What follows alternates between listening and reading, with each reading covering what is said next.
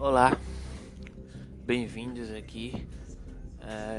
Esse podcast aqui vai ser um resumo, né, do nosso grupo de estudos Nietzsche, do último encontro que tivemos no dia 27, no sábado. Para quem não pôde acompanhar, né, eu vou tentar resumir porque para tentar, né, contextualizar as pessoas que não puderam estar presentes, me foi solicitado. E é isso, esse é o podcast de hoje do Gap Filosófico do grupo de estudos Nietzsche. Então, no começo do encontro, eu falei sobre perspectivismo, né? Tinha sido solicitado inicialmente, nesse caso, através de uma temática que surgiu, né? Na leitura do próprio livro, Crepúsculo dos Ídolos. Perspectivismo é um tema que perpassa toda a obra de Friedrich Nietzsche, desde a sua fase mais jovem até a sua fase mais tardia, né?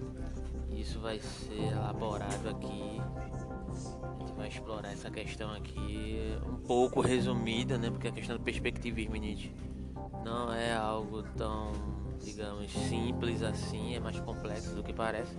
Mas aqui foi a mesma proposta que eu fiz no encontro, vou fazer aqui agora, que vai ser uma breve explanação sobre essas questões, sobre essa questão do perspectivismo, né? De acordo com o resumo que foi feito sobre perspectivismo em Nietzsche. Também está presente no capítulo 3 algumas abordagens que fizemos da nossa leitura. E aí vocês vão poder acompanhar no próximo encontro, quem estiver presente, né?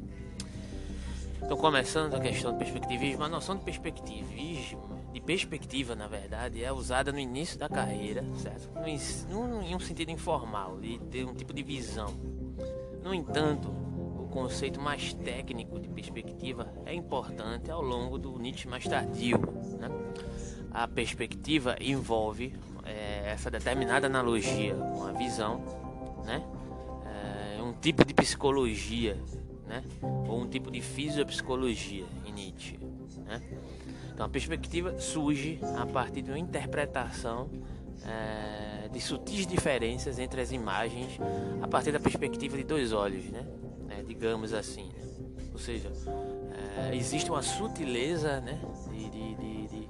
De modificação de perspectiva, fazendo essa representação, fazendo essa alegoria da perspectiva da visão de um olho para o outro olho.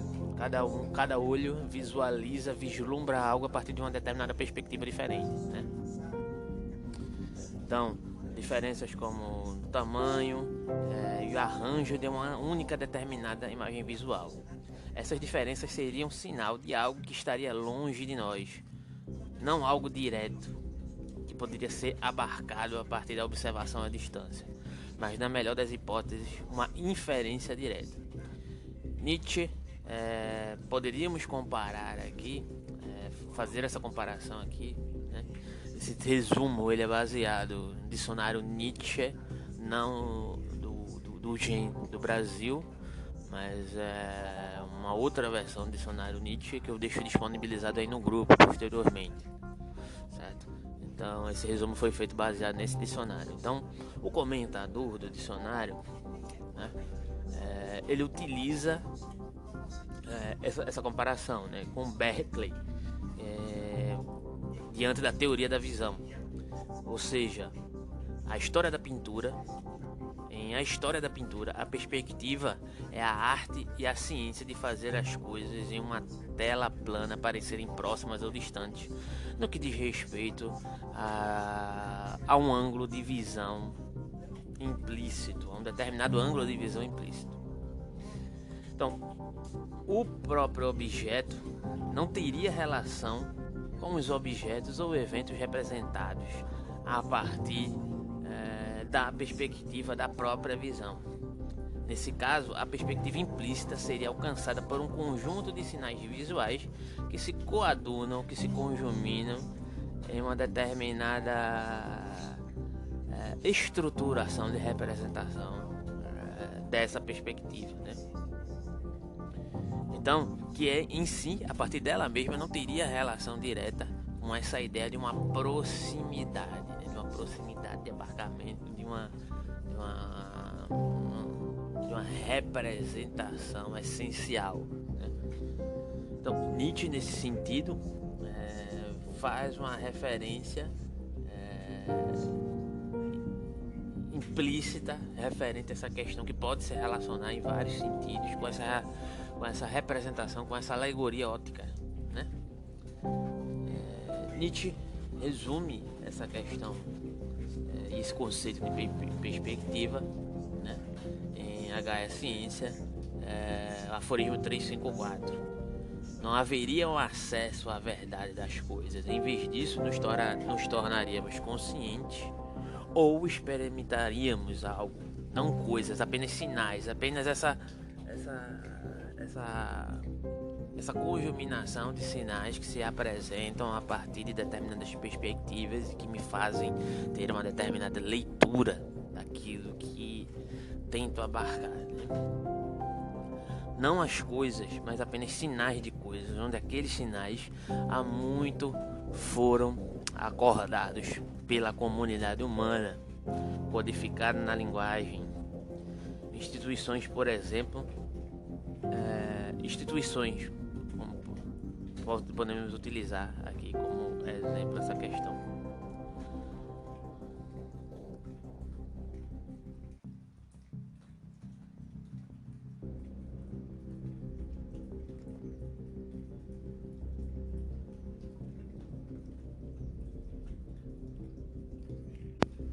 Por exemplo, aqui é uma instituição legal, né?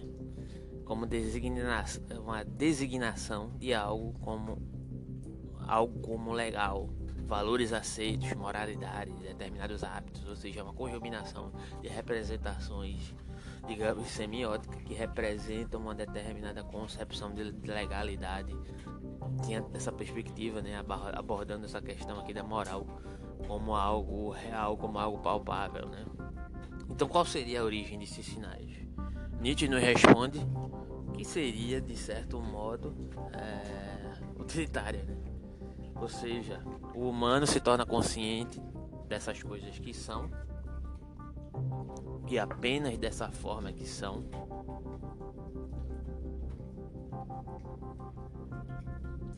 considerando essa relação, né, de simbolização como favorável ou desvantajosa para a sua própria sobrevivência e prosperidade de uma determinada comunidade. Em outras palavras, o atributo-chave de qualquer coisa que nós possamos tornar consciente de seu valor. O que Nietzsche traz aqui como perspectiva é que a experiência humana é irredutivelmente fundada na avaliação. Ou seja, o perspectivismo não é exclusivamente ou principalmente um conceito epistemológico, ou seja, preocupado com a natureza ou condições de conhecimento. E se algo é considerado conhecimento, isso é, considerado verdadeiro, pode ser muito importante, seja ou não realmente verdade, muito menos e possivelmente um absurdo. Esses valores poderiam ser obviamente imorais. Portanto, a perspectiva que um povo tem em relação a seus heróis, infratores, ou que uma religião tem para com aqueles que perseguem ou resistem a seus ideais, ou menos obviamente, por exemplo, conceitos, né? Isso aí também está presente em Para Além do Bem e do Mal. Aforismo 14. A perspectiva é, portanto, a condição básica de vida, de tudo que vive. Além disso, Nietzsche afirma que as religiões começam através também da interpretação da perspectiva, mas não aliada à vida concreta de pessoas, né? Ou seja, para valores que têm alguma utilidade que não seja religiosa, mas de uma forma artificial, né? H.E. Ciência 353, a referência, pode ir lá buscar. Porém, essa forma de expressar o conceito de perspectiva novamente faz soar como se em si mesmas as sensações ou talvez estímulos nervosos que eu tenho antes daquilo que se apresentaria supostamente como consciência, interpretação, são em si neutras em termos de valor. Além disso, os objetos da minha experiência estão lá fora e igualmente neutros em termos de valor. O primeiro deles equivaleria a algo como um tipo de fenomenalismo, o segundo como um tipo de realismo ingênuo. Nietzsche definitivamente rejeitaria o realismo nesse sentido. Nietzsche escreve, em certo sentido, como um fenomenalista, porém, com a ressalva de que não poderíamos, a princípio, ter acesso a determinadas sensações. E aqui vai surgir o diálogo dele com Kant, né?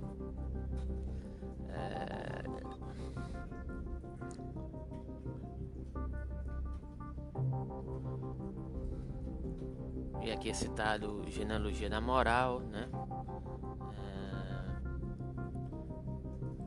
Referências seguirão posteriormente aí no grupo, porque essas referências estão um pouco confusas aqui, mas enfim. Na verdade, mesmo os afetos aparentemente básicos de prazer e dor são interpretações. E aí vai para uma questão realmente moral, né? Isso em Genealogia da Moral está muito presente lá, de como quando surge a questão da eticidade do costume, né? Que é um conceito que surge como um tipo de adestramento social que define as regras sociais a partir do que é certo e é errado. Ele já pressupõe uma punição, já pressupõe uma dor, né? Uma dor causal diante de um determinado ato que é considerado amoral para aquele determinado contexto social, e que nesse sentido a própria noção de prazer e dor seriam dadas através da imposição dessas determinadas interpretações, né? E aqui realmente ele cita aqui Genealogia da Moral, mas também Gaia Ciência 127, só que Genealogia da Moral ele não deixa muito específico. Então, tal limitação crítica, a partir desse suposto fenomenalismo, não seria superada por qualquer apelo à evidência original dos fenômenos. Então, mas sim pela capacidade cultivada de mover-se entre determinadas perspectivas, avaliando o que está em jogo a partir das diferenças em sua constituição avaliativa das coisas. Genealogia da Moral, terceira dissertação 12, expressa como uma aporia geral. Essa ideia é encontrada no seguinte sentido: se o espelho é a nossa consciência, o pensamento, ou então nem isso, nem coisas, se queremos dizer sensações ou suas causas, pode ser apreendida como tal. Então deveríamos interpretar Nietzsche como fenomenalista ou não? A questão-chave aqui tem relação com o conceito de Nietzsche de vontade e de potência, né? Como um princípio básico de vida. Também está em jogo se em qualquer passagem pensamos que por vida Nietzsche entende uma forma particular de vida humana, um povo, por exemplo, ou algum sentido indiferenciado de vida orgânica que humanos compartilham com animais e plantas, porque a vontade de potência é não apenas uma caracterização da consciência, mas uma caracterização do corpo humano, incluindo a sua sensibilidade. A perspectiva estaria encontrada em todos esses contextos, né? Nem o mundo, nem minhas sensações existem como neles próprios e são posteriormente interpretados, ou seja, que existe é o ato, né? Isso é muito recorrente aí em Nietzsche. A valoração ela é dada a posteriori, né? Não que haja um a priori em Nietzsche, mas o que existe é o acontecimento. E a partir do acontecimento, as interpretações são dadas a partir de uma determinada perspectiva que conflui inclusive com a questão da vontade de potência, que a grosso modo, que eu não vou poder explicar aqui, senão esse áudio vai ficar muito longo, é esse conflito de forças existentes que permeia tudo aquilo que é orgânico, tudo aquilo que vive, né? É um desejo não cai muito bem, mas um impulso para a expansão, né, de afirmação sobre outro algo que vive, através da perspectiva, através da valoração e através da interpretação. Então, uma pergunta, uma questão: as nossas experiências são em si mesmas nada? Repetidamente em seus cadernos, Nietzsche estende o conceito de perspectiva além de um fenomenalismo. Lá, ou pelo menos tenta, né? Lá ele tenta argumentar que o mundo, talvez até o mundo inorgânico, né, existe como perspectiva. E notoriamente não há fatos, apenas interpretações. Indiscutivelmente, pelo menos este conceito radical de perspectiva não é encontrado apenas em seus cadernos, mas também para além do bem e do mal e genealogia da moral. Primeira dissertação 13, para além do bem e do mal, aforismo 14 e 22.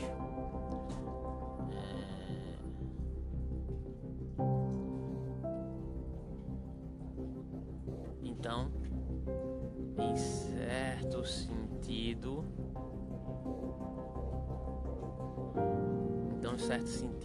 a noção de perspectiva é usada no início de sua carreira em um sentido informal, de ter uma visão de uma determinada perspectiva.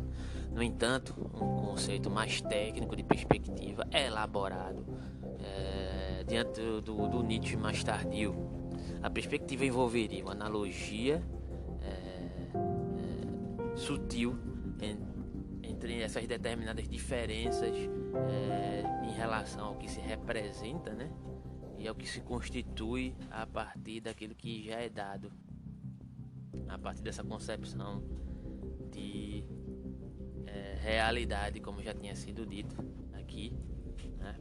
E, enfim, basicamente é essa questão, a apresentação que foi elaborada aqui. Na verdade eu estava me repetindo aqui no final do resumo, mas é mais ou menos isso. E aí estamos no capítulo de Crepúsculo dos Ídolos, na parte 3. Deixa eu só localizar aqui para poder deixar vocês situados, sabe? Para dizer em que trecho realmente estamos,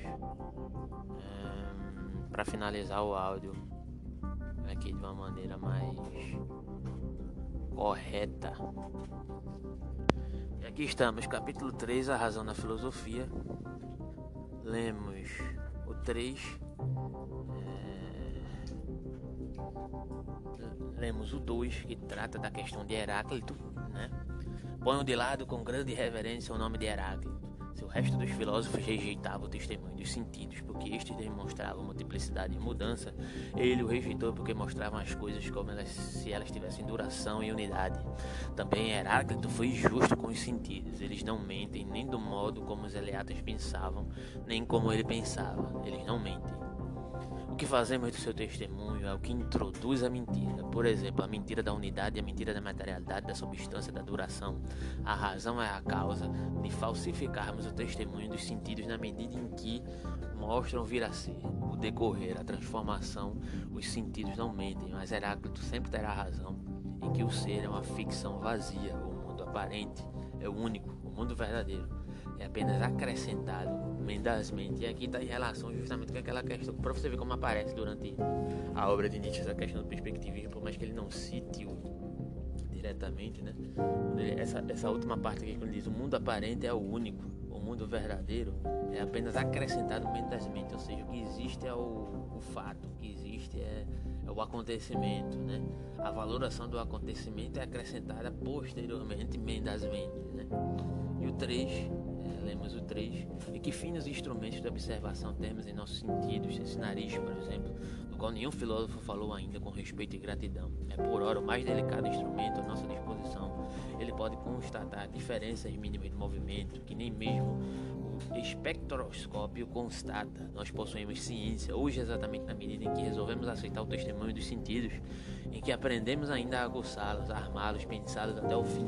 O restante é aborto e ciência ainda não. Isto é, metafísica, teologia, psicologia, teoria do conhecimento ou ciência formal, teoria dos signos, como a lógica, e essa lógica aplicada aqui é a matemática. Nelas a realidade não aparece nem mesmo como problema, e tampouco a questão de que valor tem uma tal convenção de signos como a lógica. Aqui ele está fazendo uma determinada crítica à ciência, e a questão de Nietzsche com a ciência ela é um pouco dual, como várias outras questões, né? Ele tem uma relação de amor e ódio para com a ciência de sua época, mas aqui ele está criticando de certa forma talvez uma possibilidade de uma ciência que também seja regida por esses determinados valores que se estabelecem a partir de perspectivas e que se pretendam se fixar em um determinado parâmetro científico que esteja calcado em uma noção metafísica, para uma ciência que está por vir, né? Para uma ciência que vá para além das representações digamos, cristalizadas daquilo que se entende como ciência, né? E aí você pode até trazer uma crítica, né, mais recente de um autor que eu não me recordo o nome agora, mas eu deixo na descrição, fazendo uma crítica a Popper, que estabelece mais ou menos um caminho parecido com isso que Nietzsche elabora aqui, e que a ciência ela deve ser adaptável às disposições de seu tempo e não necessariamente ser fixada a partir de um método científico que se dá a partir de uma suposta empiria, né? Então Nietzsche se faz muito atual aqui nesse contexto. E aí nós vamos para o ponto 4 do capítulo A Razão na Filosofia, né? E aí você fica atualizado, fica ligado. Próximo sábado temos Encontro Nietzsche aqui, mais uma representação de nossos projetos aqui do Gap Filosófico. Obrigado por acompanhar, obrigado por participar. Se quiser ajudar o nosso canal, vai seguir aí o e-mail do nosso Pix, né?